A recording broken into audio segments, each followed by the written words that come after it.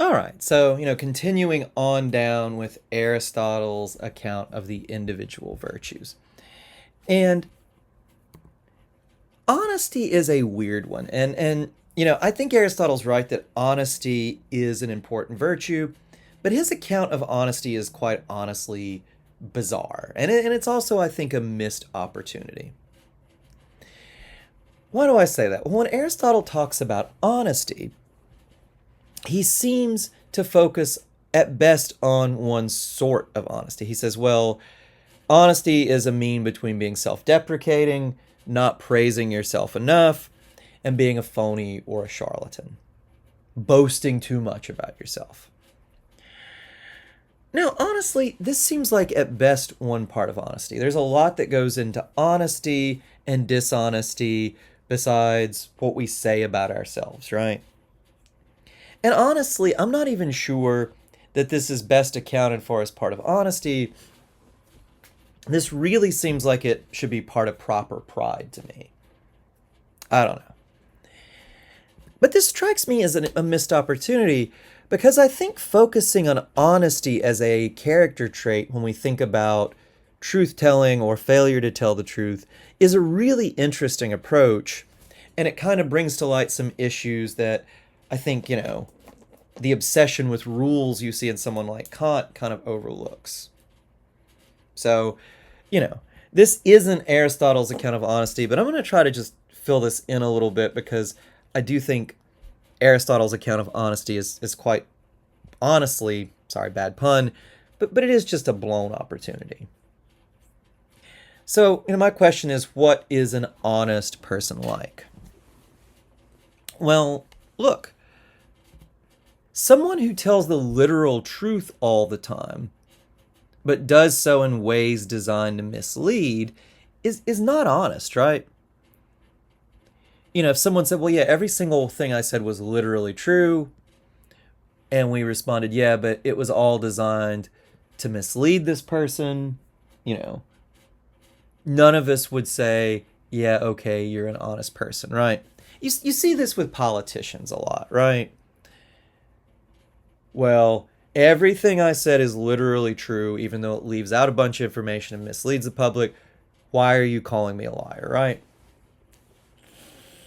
Well, yeah, you know, maybe you're not a liar, but you are dishonest. I think there's a lot of sting to that, right?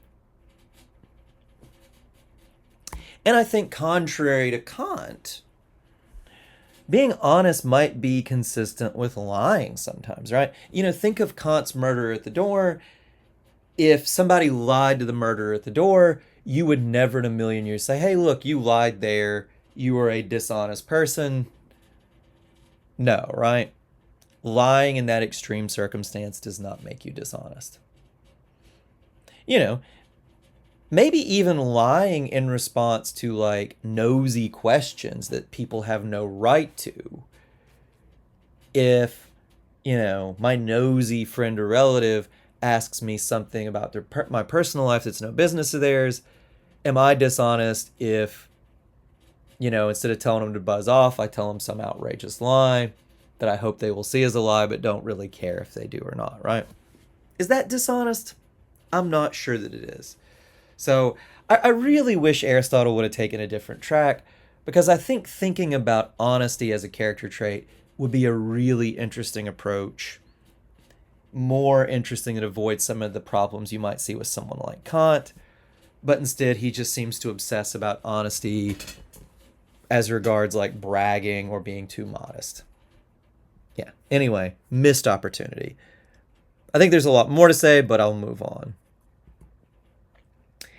Now, humor is another one here that I think might strike us as odd, right? Aristotle puts humor, sometimes you'll see this translated as wit, but it really is just humor, a sense of humor. And Aristotle says it's a mean between being completely humorless and being a buffoon. Closer to humorlessness, but it's not that. Now, at first you might think this is slightly odd to put on the list. Is humor a moral matter like courage or generosity or justice? I don't know. Now, definitely, it can be morally bad to be a buffoon and make jokes when you shouldn't, right? Shouldn't make jokes at a funeral, usually. It can be bad to make jokes you shouldn't make, right? If you tell racist or sexist jokes, or even if you just tell a mean joke about another person, all of that is morally bad. I think Aristotle is on very solid ground here. But what about the other extreme? Is it morally bad to be entirely lacking in humor? You know, does it have the same sting to say, oh man, that guy's completely humorless, that it has to say he's a coward or he's stingy or he's unjust? I don't think it does, but I do think there is something to Aristotle's claim that having a sense of humor might be morally important. I mean, you remember, part of being virtuous is to allow you to have good relationships with other people. Well, having a sense of humor, at least to some degree, is often necessary to do that. And also think, sometimes in some morally fraught situations, a well-timed joke can be the best way to handle it, right? I remember, God, I can tell you more about my own redneck past than I should, but whatever, I'll just use this as an example. I remember that some friends of mine and I went to county fair near us, and we came across some guys, and they had some issue with us for some reason. I seriously, I'm not being like cute here. I have no idea how we made them so mad so quickly, and it looked like there was going to be a big fight at the county fair, right?